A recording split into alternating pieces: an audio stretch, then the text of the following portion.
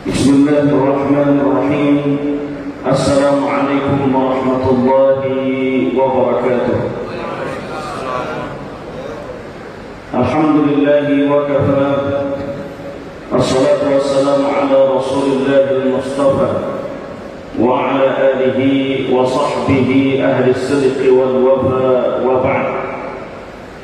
Yang saya muliakan para alim ulama, cerdik pandai, para tokoh-tokoh masyarakat, Bapak Ibu jamaah Masjid Raya An-Nur Provinsi Riau yang insyaallah dirahmati Allah Subhanahu wa taala.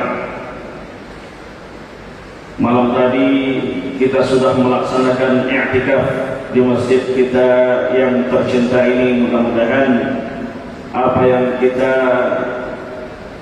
amalkan dari qiyam dan siyam di bulan suci Ramadan ini mendapatkan pahala di sisi Allah Subhanahu wa taala, terutama yang kita harapkan tidak lain adalah pahala malam Lailatul Qadar. Pada kesempatan kali ini kita ingin melanjutkan kajian kitab Nurul Yaqin fi Sirati Sayyidil Mursalin, salah satu kitab sirah nabawiyah, dan ini pertemuan terakhir insyaallah di bulan suci Ramadan. Kemarin sudah kita bahas pelajaran yang ke-13, pelajaran yang ke-11 sampai yang ke-11, bahwa Nabi SAW ahabbal ibti'ad 'anil nas. Nabi senang waktu itu sebelum beliau diangkat menjadi seorang rasul, menjauh dari orang-orang, menjauh dari manusia. Wa huwa ikhtara ghara Hira lil ibadah, dan tempat yang dipilih oleh Nabi untuk melaksanakan ibadah adalah di Gua Hira. Apa yang dilakukan Nabi sallallahu alaihi wasallam di Gua Hira tidak lain adalah bertafakkur kepada Allah Subhanahu wa taala. Sekarang ada orang yang menyalahgunakan makna goa itu sebagai tempat para fans klub-klub besar. Kalau kalah dalam pertandingan sepak bola, maka dia akan masuk goa. Sebenarnya goa itu adalah tempat yang dipilih oleh baginda Nabi sallallahu alaihi wasallam untuk melaksanakan ibadah, mengittiba'an li sayyidina Ibrahim, mengikuti kebiasaan Nabi Ibrahim, bertafakur di gua. Ini gua itu bukan tempat untuk bersembunyi kalau seandainya kita kalah dalam sepak bola. Terutama fans Manchester United. Bapak Ibu yang dirahmati Allah Subhanahu wa taala, tafakkur, tadabbur. Apa perbedaan antara tafakkur dengan tadabbur? Tafakkur adalah kita bertafakkur kepada ayat-ayat Allah yang dalam bentuk kauniyah. Kita menghayati ayat-ayat dalam bentuk kauniyah, penciptaan Allah yang ada di langit dan di bumi. Itu namanya tafakkur, sesuai dengan firman Allah, wa min ayatihi an khalaqalakum min anfusikum azwaja litaskunu ilaiha wa ja'ala bainakum mawaddatan wa rahmah zalika khairul lakum la'allakum tatafakkarun. Dan diciptakan berpasang-pasangan itu tidak lain adalah untuk kalian bertafakkur kepada Allah, bahwa ada ayat yang bukan dalam bentuk kalam ilahi, ada ayat yang dalam bentuk penciptaan langit dan bumi, yaitu yang ada di langit dan yang ada di bumi. Adanya ciptaan Allah berarti kita harus bertafakkur atas kehebatan, kekuasaan Allah Subhanahu wa taala.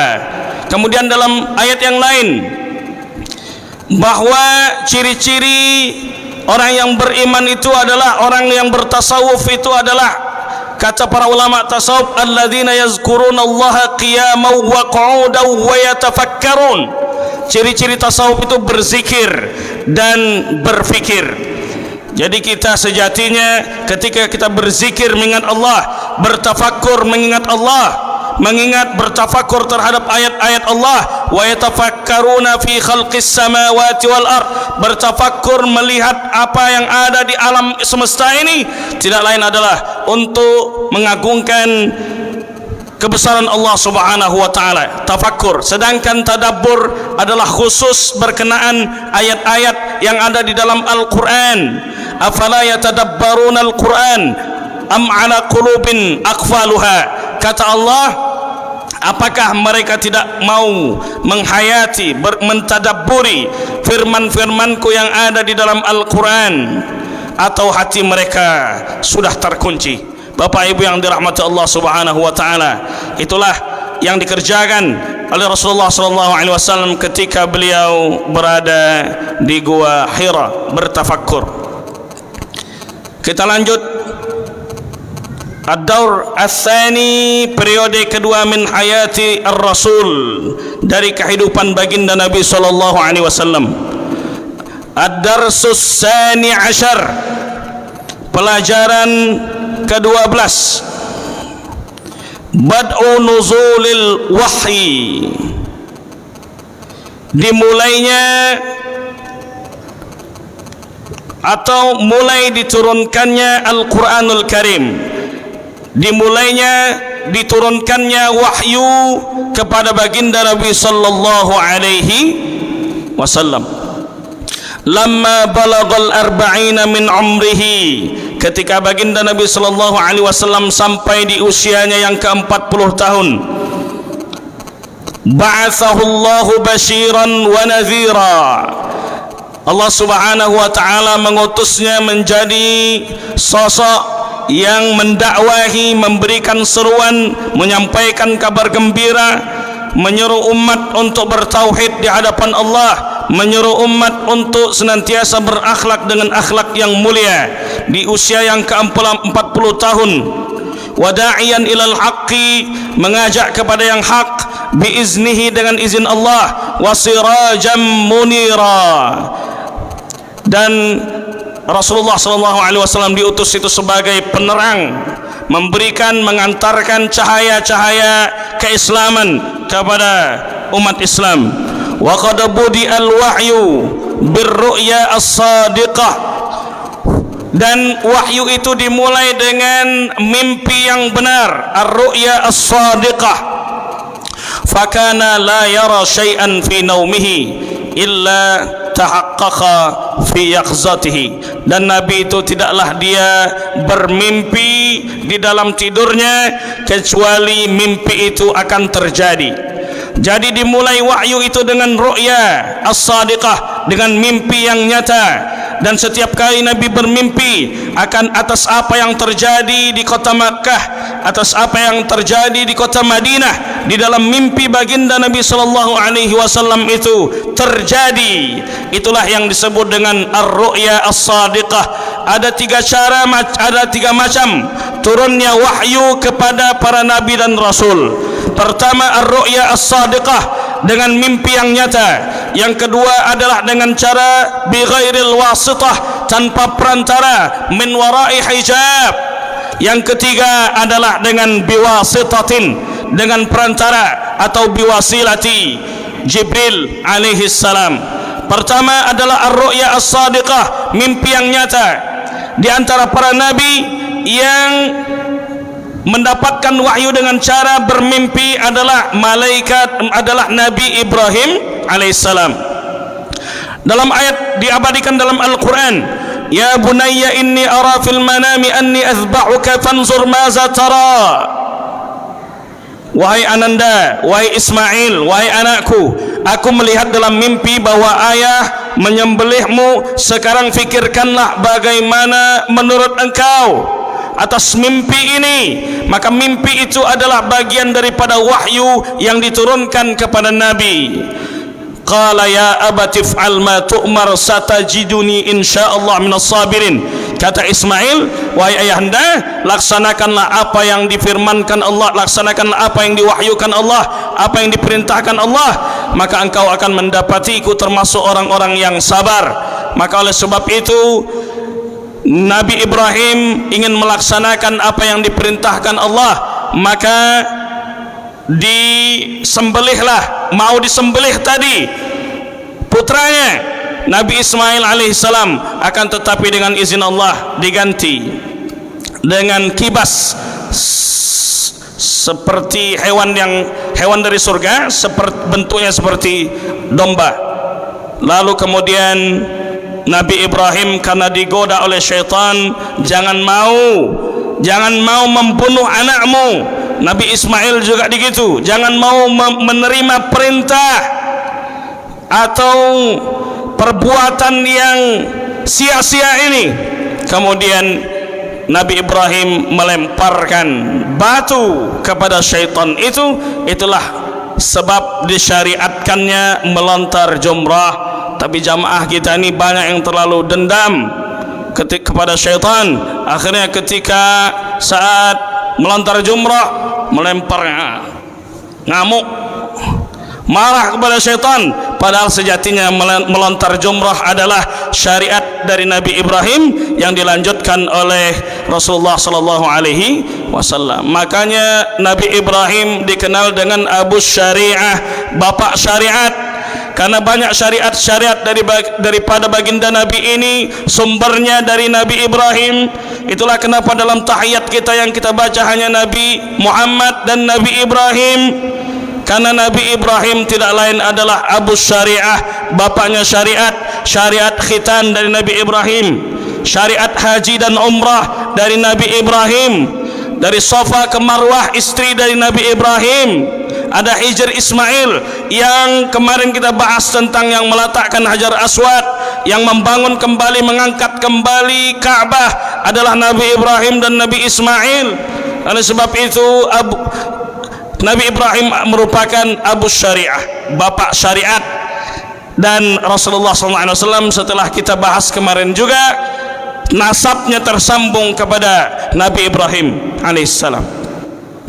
Kemudian ada yang bighairil wasitah, tanpa perantara, turunnya Quran tanpa perantara, yaitu turunnya kepada Nabi Musa alaihissalam. Ketika Nabi Musa bertahannus, berdiam diri 40 malam di Bukit Tursina di Mesir. Ketika beliau berdiam diri di Tursina, kemudian turun wahyu kepada Nabi Musa alaihissalam. Wa kallamallahu Musa taklima, Allah berbicara kepada Nabi Musa, maka Nabi Musa disebut dengan kalimullah, orang yang bisa bicara dengan Allah subhanahu wa ta'ala. Akan tetapi itu tidak melalui perantara malaikat Jibril langsung, akan tetapi itu pula min warai hijab. Nabi Musa dihijab, tidak bisa melihat zat Allah. Sama seperti ketika Sayyidah Aisyah bertanya kepada Rasulullah ketika Rasulullah pulang dari Mi'raj, hal ra'aita rabbak, apakah engkau melihat Tuhanmu ketika engkau berada di Sidratul Muntaha wahai Muhammad, wahai Rasulullah? Maka dijawab oleh baginda Nabi, nurun anna ara, ada cahaya yang menghalangi, bagaimana mungkin aku bisa melihat zat Allah subhanahu wa ta'ala. Jadi Nabi Musa tidak melihat zat Allah. Kemudian Rasulullah juga demikian ketika Isra dan Mi'raj, tidak melihat zat Allah subhanahu wa ta'ala. Nurun anna itu maknanya kata para ulama tafsir adalah kaifa, sebagaimana firman Allah, nisa'ukum harthul lakum fa'tu harthakum anna syi'tum, perempuanmu, istrimu adalah sawah ladangmu, datangilah dia karena dia adalah, datangilah dia anna syi'tum. Anna itu maknanya bukan aina, bukan di mana, karena kalau di mana kita nanti, kalau dimaknai di mana, nanti kita akan melegalkan apa yang dihalalkan oleh orang-orang Yahudi. Karena orang-orang Yahudi mereka menghalalkan, mereka terbiasa melakukan, mohon maaf cakap, hubungan antara suami dan istri lewat jalur lain, dan itu tak boleh. Maka penafsiran para ulama bukan aina, tapi makna anna syi'tum, itu adalah maknanya kaifa. Jadi datangilah istrimu itu kaifa, bagaimana yang engkau inginkan. Sehingga kalau kita bicara tentang kaifa, kita bicara tentang adab-adab tata cara dalam berjima'. Jadi kalau seandainya aina, nanti dia akan mau dari segi mana saya, dari daerah mana saya, mohon maaf cakap, dari jalur, dari jalan yang mana saja. Oleh sebab itu maknanya adalah kaifa. Ada yang biwasitatin, ada yang melalui perantara malaikat Jibril, dan itu adalah seperti yang turun kepada baginda Nabi, yaitu Al-Quran. Karena pengertian dari Al-Quran itu adalah kalamullah, firman Allah, al-munazzal ala rasulihi sallallahu alaihi wasallam biwasilati Jibril, al-manqul bitawatur, al-muta'abbad bitilawatihi, al-muftatahatu bi suratil Fatihah, wal mukhtatamatu bi suratin Nas. Yang dimaksud dengan Al-Quran adalah firman Allah yang turun kepada baginda Nabi sallallahu alaihi wasallam melalui perantara malaikat Jibril. Maka yang dalam mimpi Nabi bukan Quran, maka yang tanpa melalui perantara malaikat Jibril bukan Quran. Sebagaimana Nabi menerima perintah salat 50 waktu saat beliau Mi'raj, itu tanpa melalui perantara malaikat Jibril, itu bukan Al-Quran yang turun tersebut. Walaupun sebenarnya Nabi SAW menerima firman Allah, kata para ulama, Rasulullah SAW ketika berada di Sidratul Muntaha menerima surat Al-Fatihah, itu turun pertama kali di sana, kemudian turun yang kedua kalinya ketika Rasulullah berada di bumi, maka disebut dengan Sab'ul Mathani, turun 2 kali. Ayatnya 7 disebut dengan Sab'ah, turun 2 kali, maka disebut dengan Sab'ul Mathani. Itulah Al-Fatihah. Jadi yang disebut Quran melalui perantara malaikat Jibril. Al-manqul bitawatur, turun secara mutawatir. Mutawatir itu lawan daripada ahad, turun kepada Rasulullah sallallahu alaihi wasallam secara mutawatir. Yustahalu tawatu'uhum al-kadhib, mustahil orang-orang yang meriwayatkan itu sepakat untuk berdusta. Mutawatir itu diriwayatkan lebih dari 10 orang. Mustahil orang yang ramai jumhur itu untuk berdusta semuanya. Contoh, ketika saya menjadi seorang guru di suatu sekolah, saya mesti masuk pukul 8 mengajar, tapi anak-anak yang 40 orang di kelas itu saya suruh mereka, nanti kalau kepala sekolah datang menanyakan guru nih sudah datang jam 8 atau jam 9, datang tepat waktu atau terlambat. Ketika kepala sekolah mengecek, dibilanglah, disuruh ditanyakan kepada anak-anak, bapak tadi datang jam 8 padahal saya datang jam 9. Apakah semua anak-anak itu sepakat berdusta? Mustahil mereka sepakat untuk berdusta, walaupun ada 1-2 orang yang mau untuk berdusta, tapi yang lainnya tentu dalam hatinya melawan, tak senang, menentang apa yang disampaikan oleh gurunya. Itulah kalau seandainya diriwayatkan oleh orang banyak, karena mustahil mereka sepakat untuk berdusta. Al-muta'abbad bitilawatihi, Quran itu dibaca, ada ibadah di dalamnya. Dalam hadis Nabi, man qara'a harfan min kitabillah falahu 10 hasanat, siapa yang baca 1 huruf dari Al-Quran baginya 10 kebaikan. Para ulama juga mengatakan yang dimaksud al-muta'abbad bitilawatihi, dibaca ketika salat, adalah ibadah. Itulah yang membedakan antara Al-Quran dengan hadis qudsi. Karena hadis qudsi tidak ada pahala khusus ketika membacanya, sedangkan Al-Quran ada pahala khusus. Kemudian hadis qudsi itu al-labzu min Rasulillah wal ma'na min Allah, maknanya dari Allah, lafaznya dari baginda Nabi sallallahu alaihi wasallam. Sedangkan Al-Quran al-kalam min Allah wal al-labzu min Allah wal ma'na min Allah taala, lafaz dan makna langsung dari Allah subhanahu wa taala. Al-muftatahatu bi suratil Fatihah, dimulai dari surat Al-Fatihah dan diakhiri dengan surat An-Nas. Inilah yang sebenarnya menjadi tanda tanya bagi orang-orang, kenapa yang turun pertama kali kepada Rasulullah adalah surat Al-Alaq, Iqra bismi rabbikal ladzi khalaq, khalaqal insana min 'alaq, Iqra wa rabbukal akram alladzi 'allama bil qalam 'allamal insana ma lam ya'lam. Turun kepada baginda Nabi sallallahu alaihi wasallam 5 ayat pertama dalam surat Al-Alaq pada malam Lailatul Qadar, turun pertama kali. Tapi kenapa urutan pada Al-Quran malah dimulai dari surat Al-Fatihah dan diakhiri dengan surat An-Nas? Maka perlu kita ketahui bahwa Al-Quran itu turun kepada baginda Nabi sallallahu alaihi wasallam 3 fase. Disebutkan dalam kitab Manahilul Irfan lil Imam Az-Zarqani, salah satu ulama Azhar, dalam bukunya Manahilul Irfan fi Ulumil Quran. Di sana diterangkan bahwa 3 fase turunnya Quran. Fase pertama, turunnya Quran ke Lauhul Mahfuz. Di Lauhul Mahfuz itulah takdir-takdir kita dituliskan. Innallaha kataba maqadir khalaiq qabla an yakhluqas samawati wal ard bi 50 alf sanah. 50.000 tahun sebelum penciptaan langit dan bumi, takdir kita sudah dituliskan di Lauhul Mahfuz.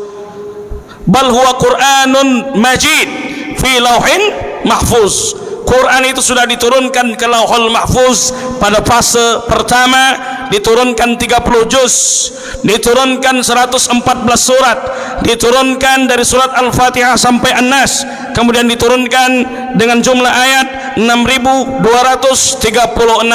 ayat. Itu yang disepakati para ulama, yang disebutkan dalam Al-Burhan fi Ulumil Quran Imam Zarkashi, kemudian Al-Itqan fi Ulumil Quran del Imam Suyuti, kemudian dalam Manahilul Irfan, kemudian dalam Mabahis fi Ulumil Quran karya Syekh Manna Khalil Qattan. Disebutkan yang dikuatkan para ulama, jumlah ayat pada Al-Quran 6.236 ayat. Sedangkan yang mengatakan 6666 mungkin dia punya dalil yang lain, atau mungkin dia menghitungnya dengan ayat-ayat yang mansukhut tilawah. Mansukhut tilawah itu ayatnya masih ada, ayatnya tak ada lagi, tapi hukumnya masih ada. Contoh ayat tentang rajam, asy-syaikh wasy-syaikhatu kullu wahidin minhuma farjumuhumal battah. Orang yang laki-laki sudah menikah, perempuan sudah menikah, kemudian mereka berzina, rajam sampai mati keduanya, maka itu ayatnya sudah mansukh, terhapus, tapi hukumnya masih ada. Bapak Ibu yang dirahmati Allah Subhanahu wa taala. Fase kedua, turunnya Quran At-Tanazzul As-Sani dari Lauhul Mahfuz ke Baitul Izzah. Dari Lauhul Mahfuz ke Baitul Izzah. Baitul Izzah adalah samaud dunya, langit yang bisa kita lihat itu adalah Baitul Izzah. Turunnya 30 juz, 114 surat dari surah Al-Fatihah sampai surat An-Nas, 6.236 ayat, turun ke Baitul Izzah pada malam Lailatul Qadar. Inna anzalnahu fi lailatin mubarakah. Kami turunkan Al-Quran pada malam yang penuh berkah. Inna anzalnahu fi lailatul qadar. Kami turunkan Al-Quran pada malam Lailatul Qadar.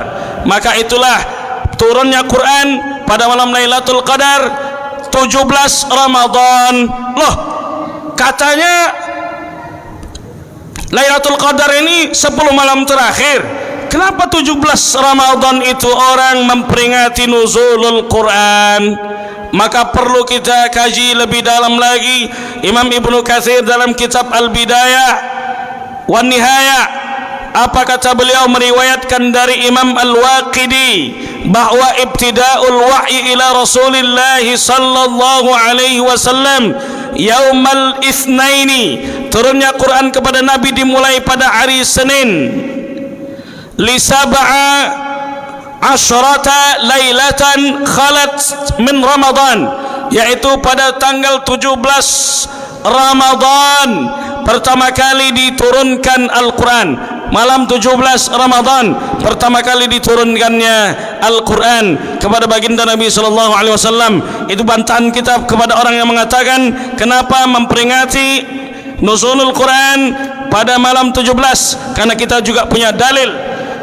Kemudian turunnya itu seperti yang sudah kita bacakan, jumlah ayat, jumlah surat dari mulai Al-Fatihah sampai surat An-Nas, turun di fase yang kedua. Bapak Ibu yang dirahmati Allah, sejatinya Allah tidak pernah memberitahu kapan malam Lailatul Qadar itu. Hikmahnya tidak lain adalah supaya kita tidak saja beribadah pada malam tertentu sehingga kita 10 malam awal kita tinggalkan atau 10 malam terakhir kita tinggalkan. Kita hanya beribadah di satu malam saja, meninggalkan malam-malam yang lain.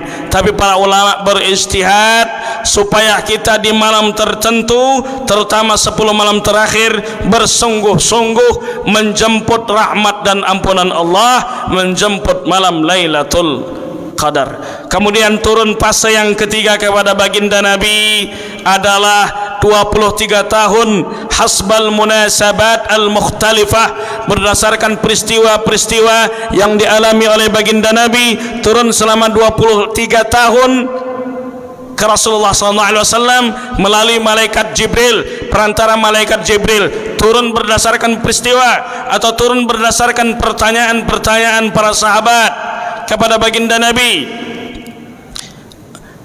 Turun yang pertama, wahyu pertama adalah Al-Alaq 1-5. Kemudian ketika Nabi SAW beliau dipeluk oleh namus malaikat Jibril, menggigil, pulang ke rumah, berkata kepada Khadijah, zammiluni zammiluni, selimuti aku wahai Khadijah, selimuti aku wahai Khadijah. Kemudian Khadijah menyelimuti baginda Nabi SAW. Ketika beliau diselimuti, beliau menunggu turun wahyu berikutnya. Ada fatratul wahyi, disebutkan dalam kitab Sirah Tahliliyah dosen kami di Al-Azhar, namanya Dr. Muhammad Sawabi. Beliau wafat 2 tahun yang lalu. Apa kata beliau di dalam bukunya? Ada fatratul wahyi, masa menunggu wahyu berikutnya. Kata para ulama, antara wahyu pertama dengan wahyu berikutnya jedanya 3 hari. Ada yang mengatakan 2 minggu, ada yang mengatakan 6 bulan, ada yang mengatakan 3 tahun. Tapi kata Dr. Muhammad Abu Syuhbah, pendapat yang paling kuat adalah selama 3 hari, masa menunggu wahyu pertama dengan wahyu berikutnya. Ketika Nabi berselimut, turun ayat, ya ayyuhal muddathir qum fa'anzir, wahai engkau yang berselimut, qum, bangunlah, fa'anzir, beri peringatan, beri seruan, dakwahi keluargamu, dakwahi sahabatmu. Turun ayat berikutnya, wa anzir ashirataka al-aqrabin, dakwahi keluargamu, sahabatmu. Maka Nabi mengumpulkan para sahabatnya, Nabi mengumpulkan keluarga-keluarganya, termasuk di sana Abu Jahal, Abu Lahab, dikumpulkan oleh baginda Nabi SAW di satu tempat. Kemudian Nabi SAW berkata kepada para sahabatnya, keluarganya, malam tadi aku diturunkan wahyu oleh Allah, apakah kalian percaya? Kata sahabat, saddaqnaka ya Rasulullah, kami percaya engkau wahai Rasulullah. Kata Abu Lahab, alihaza jama'tana, apakah untuk ini saja engkau kumpulkan kami wahai Muhammad? Tabban laka ya Muhammad, celakalah engkau wahai Muhammad. Ketika Abu Lahab mencaci Rasulullah dengan mengatakan tabban laka, maka turun ayat tabbat yada abi lahabin watab, turunnya berdasarkan peristiwa ketika Rasulullah SAW bersama Abu Bakar berada di Gua Sur saat akan hijrah ke Madinah. Abu Bakar muncul rasa khawatir dalam hatinya, nanti bagaimana kalau seandainya kafir Quraisy mengetahui keberadaan kita. Oleh sebab itu Abu Bakar takut, maka turun ayat, la tahzan innallaha ma'ana, jangan khawatir, jangan sedih wahai Abu Bakar, sesungguhnya Allah bersama kita. Ketika turun ayat untuk mensyariatkan puasa, kutiba alaikumusiyam, ketika kita disyariatkan puasa 30 hari penuh, sahabat berkumpul. Ini bagaimana? Kata para sahabat lainnya, kita disyariatkan puasa, kita tak boleh berhubungan antara suami dan istri. Kemudian ketika mereka mengatakan demikian, turun firman Allah, uhilla lakum lailatas siyamir rafathu ila nisaikum, malam hari boleh mendatangi istri-istri kalian. Maka itu turun berdasarkan peristiwa yang dialami oleh baginda Nabi sallallahu alaihi wasallam. Ketika orang-orang memanggil seorang budak namanya Zaid bin Harithah, sebenarnya Zaid bin Harithah, tapi orang-orang mengatakan karena ini budak Rasulullah, karena ini anak asuh Rasulullah, mereka mengatakan Zaid bin Muhammad, Zaid bin Muhammad, Zaid ini anak Muhammad. maka ketika itu turun ayat wa ma ja'ala ad'iyaakum abna'akum, tidaklah Allah menjadikan anak-anak asuh itu dipanggil bin kepada bapak asuhnya. Tak boleh, bin harus kepada ayah kandungnya Zaid bin Harithah. Bapak Ibu yang dirahmati Allah Subhanahu wa taala. Kemudian ketika kita bicara tentang pengumpulan Al-Quran, kita mesti tahu pengumpulan Al-Quran pertama pada masa Abu Bakar Siddiq. Atas usulan siapa?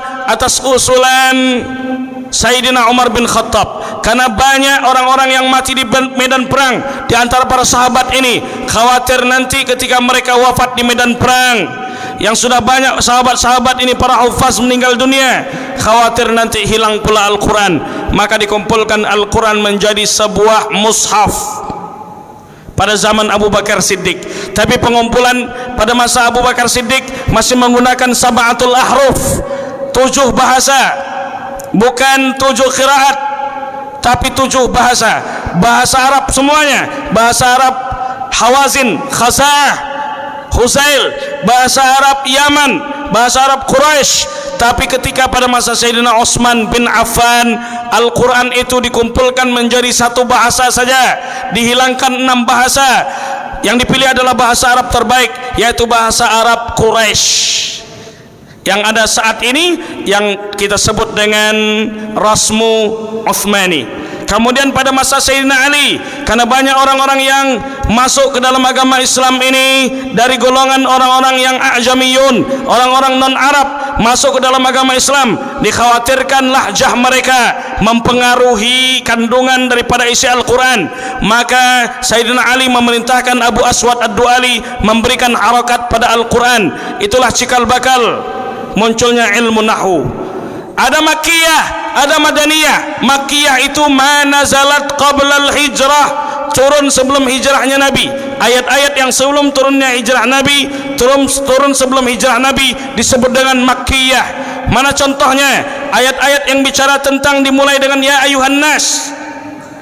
Kenapa ya ayuhan nas? Karena orang-orang sebelum hijrah belum banyak yang berislam. Kalau ya ayyuhalladzina amanu, ayat-ayat Madaniyah turun setelah hijrahnya baginda Nabi sallallahu alaihi wasallam. Karena ketika Nabi di Madinah sudah banyak umat Islam, sudah banyak orang yang beriman kepada baginda Nabi sallallahu alaihi wasallam. Kemudian ayat yang al-ahruf al-muqatta'ah, huruf-huruf yang huruf tahajji, huruf-huruf yang dieja, alif lam mim, yasin, hamim, semuanya jenis daripada Makkiyah. Kemudian ayat-ayat yang ciri khasnya tentang Madaniyah bicara tentang muamalah, bicara tentang ya ayyuhalladzina amanu, dimulai dengan ya ayyuhalladzina amanu, bicara tentang hudud, hukuman-hukuman bagi orang-orang yang melakukan pelanggaran-pelanggaran jarimah. Bapak Ibu yang dirahmati Allah, ayat yang pertama kali turun disepakati para ulama adalah Al-Alaq 1 sampai 5. Sedangkan ayat yang terakhir kali turun, ulama berbeda pendapat. Ada yang mengatakan ayat tentang riba, itu hadis riwayat Bukhari. Ada yang mengatakan ayat tentang kalalah, wa yastaftunaka qulillahu yuftika fil kalalah, ayat tentang pembagian harta waris. Ada yang mengatakan al yauma akmaltu lakum dinakum. Sedangkan kata para ulama al yauma akmaltu lakum dinakum wa raditu lakumul islam madina wa atmamtu alaikum ni'mati wa raditu lakumul islam madina. Ayat ini turun ketika beliau sedang melaksanakan haji wada, haji perpisahan, dan ayat itu disebut dengan Madaniyah. Kenapa? Karena turun ketika Nabi telah hijrah ke Madinah walaupun turunnya di Makkah, maka disebut dengan Madaniyah. Ayat yang terakhir kali turun sebagaimana disepakati para ulama Al-Azhar ketika kami mengaji kitab Itmamud Dirayah liqra' an-nuqayah karya Imam As-Suyuti kepada salah satu dosen tafsir termuda di Al-Azhar, Syekh Dr. Yasir Ahmad Mursi. Apa kata beliau? Ayat yang terakhir kali turun tidak lain adalah wattaqu yauman turja'una fihi ilallah. Hati-hati dengan hari, bersiaplah kalian dengan hari di mana kalian akan kembali di hadapan Allah. Ayat ini kata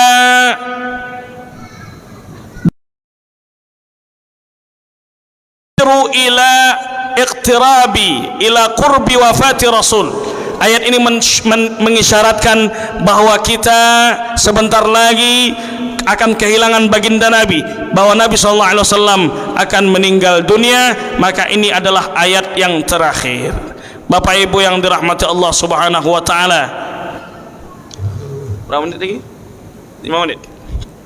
7 menit lagi ya. Maka itulah proses turunnya wahyu. Jadi kenapa turunnya wahyu kepada baginda Nabi surat Al-Alaq, tapi dalam Al-Quran urutannya adalah dari Al-Fatihah.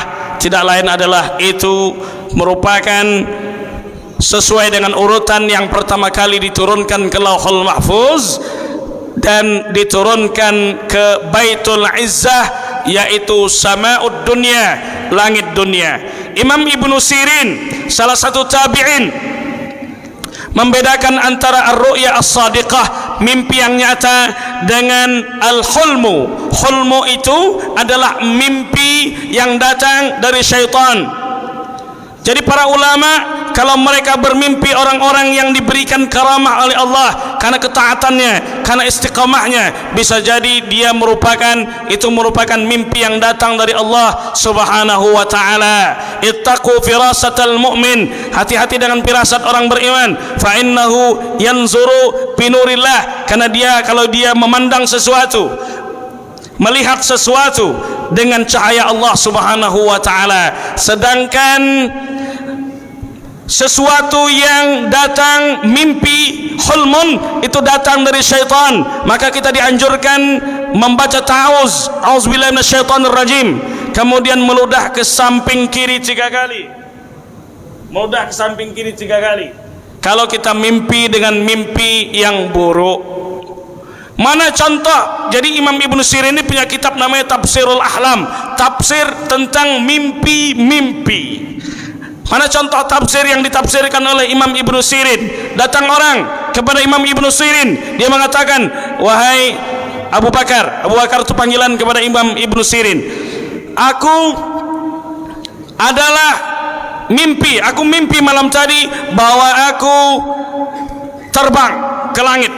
Kata Imam Ibnu Sirin, engkau terlalu banyak punya keinginan dalam hidupmu. Itu tafsirnya. Kemudian datang orang, wahai Imam Ibnu Sirin, tadi malam aku bermimpi bahwa aku, mohon maaf cakap, kencing, buang air dan keluar darah. Kemudian kata Imam Ibnu Sirin, bukannya engkau mendatangi istrimu saat istrimu dalam kondisi haid? Iya, kata dia. Itu tafsirnya dari Imam Ibnu Sirin. Jadi kalau seandainya ada sesuatu mimpi yang benar, bisa datang kepada para ulama mimpi yang benar, karena itu datang dari Allah. Ada yang mimpi datang dari syaitan, mimpi seperti mimpi menikah lagi, mimpi poligami, itu mimpi datang dari Allah atau dari syaitan? Kira-kira itu yang tahu Ustadz Khairuddin Ahmad Jais, tanyakan beliau, kita tak tahu. Bapak Ibu yang dirahmati Allah Subhanahu wa taala, oleh sebab itu kalau kita bermimpi, mimpi yang tak bisa dicontoh, mimpi yang tak bisa diserupai oleh syaitan adalah ketika kita mimpi baginda Nabi sallallahu alaihi wasallam. Apa kata Nabi? Man ra'ani fil manam faqad ra'ani fil yaqzah. Siapa yang bisa melihatku dalam kondisi dia tidur, maka dia akan bisa melihatku dalam kondisi terjaga. Lianna syaitan la yatamatsalu bi, karena syaitan ini tak bisa menyerupai aku. Jadi kalau mimpi jumpa dengan Nabi itu mimpi yang nyata. Tapi sebelum kita meyakini apakah dia dalam mimpi kita adalah baginda Nabi SAW atau bukan, kita perlu mengkaji nama kitabnya Asy-Syama'il Al-Muhammadiyah, tentang kesempurnaan bentuk fisik baginda Nabi SAW, karya Imam At-Tirmizi. Kami masih ingat itu, kami mengkhatamkan kitab tersebut adalah pada bulan Ramadan 2017 kepada salah satu ulama mazhab Syafi'i di Mesir, yang itu juga guru daripada Buya Zulhendri, Buya Al-Naf, Ustaz Hasbullah, guru fikih Syafi'i beliau Syekh Hisham Kamil Hamid Musa Asy-Syafi'i. Apa kata beliau? Di antara keutamaan membaca kitab Syama'il Muhammadiyah, kita bisa mentahqiq, membuktikan yang ada dalam mimpi kita Rasulullah atau bukan. Karena syaitan tidak bisa menyerupai baginda Nabi sallallahu alaihi wasallam. Oleh sebab itu banyak kita bersalawat kepada baginda Nabi sallallahu alaihi wasallam dengan cinta dan sayang kita, dengan rindu kita. Insyaallah kita bisa bermimpi kepada beliau. Kalau seandainya tak bisa bermimpi melihat wajahnya dalam mimpi kita, maka insyaallah dengan cinta, dengan mengikut sunnahnya, kita akan nanti berkumpul mendapatkan syafaat dari baginda Nabi sallallahu alaihi wasallam. Summa nazala alaihi ar-ruhul amin Jibril. Kemudian yang datang membawa wahyu itu adalah malaikat Jibril. Wa huwa yata'abbadu fi ghar Hira. Saat Nabi sallallahu alaihi wasallam sedang beribadah di Gua Hira. Wa 'allamahu kaifa ya'di an-nas as-siratal mustaqim. Jibril mengajarkan kepada Muhammad bagaimana jalan yang benar, menunjukkan kepada manusia jalan yang benar, mendakwahi manusia ke jalan Allah. Wa yurshiduhum ila ittiba'id din al-qawim, dan mengajak manusia, membawa kepada manusia kepada agama yang benar.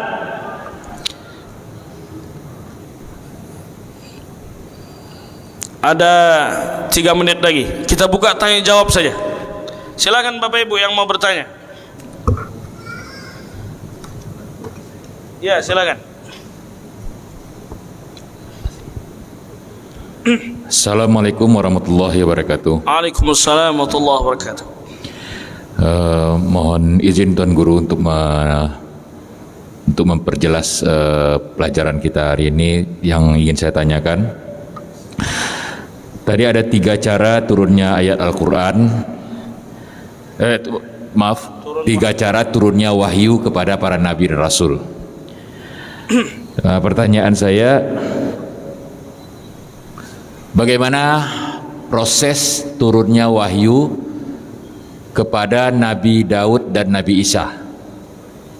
Kemudian yang kedua, benarkah isi kitab kidung suci di agama di keyakinan Nasrani itu sama dengan isi kitab suci Zabur yang diturunkan kepada Nabi Daud? Ya. Dan yang ketiga, bahasa Al-Quran itu seperti yang Tuan Guru sampaikan tadi, yang kita pegang sekarang bahasa Arab Quraisy. Nah, pertanyaan saya, ketika Allah mewahyukan ayat-ayat Al-Quran itu kepada Nabi Muhammad melalui malaikat Jibril, itu menggunakan bahasa apa? Ya, terima kasih Tuan Guru. Assalamualaikum warahmatullahi wabarakatuh. Waalaikumsalam warahmatullahi wabarakatuh. Terima kasih pertanyaannya, Pak. Yang pertama, yang turun dengan 2 cara, yaitu turun pertama jumlatan wahidah, secara sekaligus, 2 fase tadi, turun ke Lauhul Mahfuz, turun ke Baitul Izzah, itu hanya Al-Quran. Yang turun kepada baginda Nabi SAW turun secara munajjaman, berangsur-angsur. Jadi turunnya Al-Quran itu ada yang secara sekaligus, 30 juz secara sekaligus, ada yang turun berangsur-angsur Quran. Sedangkan kitab-kitab lain turun hanya dengan cara jumlatan wahidah, hanya secara sekaligus, tidak turun secara berangsur-angsur sesuai dengan peristiwa. Sebagaimana Nabi Musa turun Taurat kepada beliau, kemudian turun Injil kepada Nabi Isa, itu semua turun secara jumlatan wahidatan, turun secara sekaligus, tidak turun secara berangsur-angsur. Kemudian yang kedua, tentang apa tadi?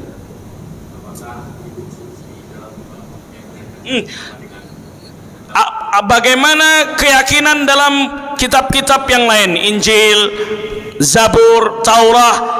Ketika Rasulullah menerima wahyu pertama, kemudian ada fatratul wahyi, kemudian beliau diajak oleh Khadijah Al-Kubra untuk jumpa kepada Waraqah bin Naufal.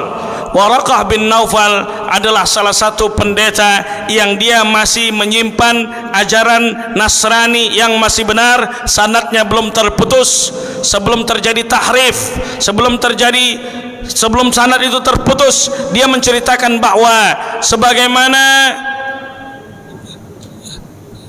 Bahira ketika Nabi ke Syam jumpa dengan pendeta Bahira, mereka menceritakan bahwa di dalam kitab kami, di dalam Injil, di dalam Taurat diceritakan bahwa nanti akan datang Nabi terakhir, yaitu namanya Muhammad.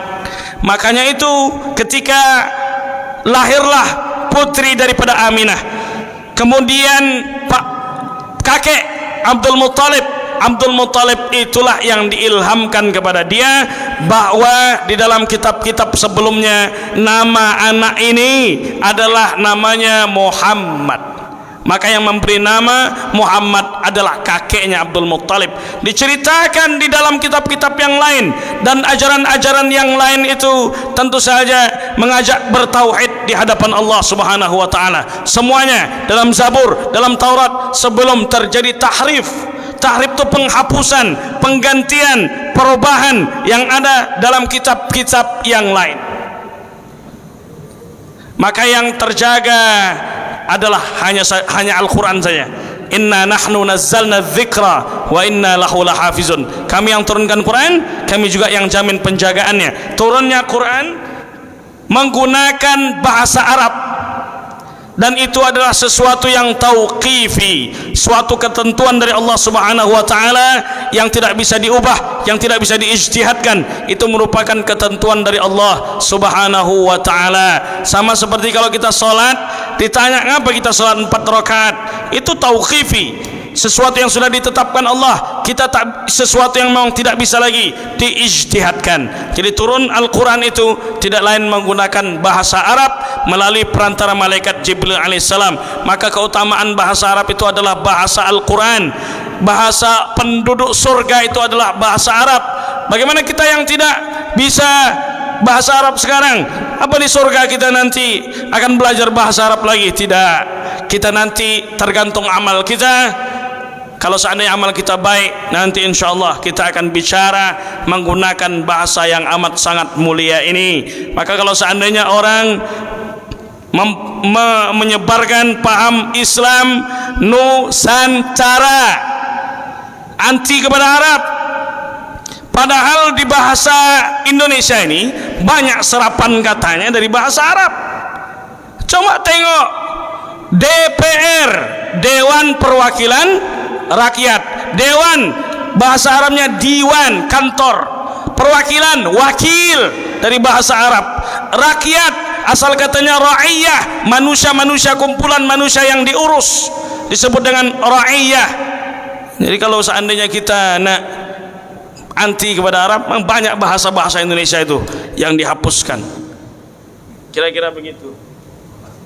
Kita sudah masuk waktu Isyraq, salat sunnah Isyraq. Kira-kira ada pertanyaan lagi? Cukup? Banyak ini yang belum tidur remahan. Ada lagi pertanyaan? Satu lagi.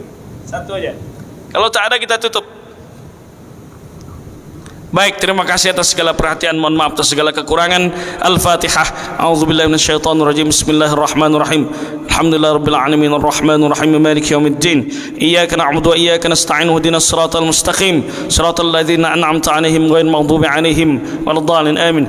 Amin. A'udzubillahi minasyaitonirrajim. Bismillahirrahmanirrahim. Alhamdulillahirabbil alamin. Assalatu wassalamu ala asyrafil anbiya'i wal mursalin wa ala alihi wa sahbihi rasulillah ajma'in. Allahumma innaka 'afuwwun karim. Tuhibbul afwa fa'fu anna ya karim. Allahumma inna nas'aluka ridhaka wal jannah wa na'udzubika min sakhatika wan nar. Allahumma inna nas'aluka imanan daima wa qalban khashi'a wa yaqinan sadiqa wa amalan mutaqabbala wa ilman nafi'a wa rizqan halalan tayyiban mubarakan wa shifaa'an min kulli da'in wa saqam bi rahmatika ya arhamar rahimin. Allahumma ij'al jam'ana hadha jam'an marhuma wa tafarruqana min ba'dihi tafarruqan ma'suma. Rabbana atina fid dunya hasanah wa fil akhirati hasanah wa وقنا عذاب النار. صلى الله على سيدنا محمد وعلى آله وصحبه وسلم والحمد لله رب العالمين. والسلام عليكم ورحمة الله وبركاته.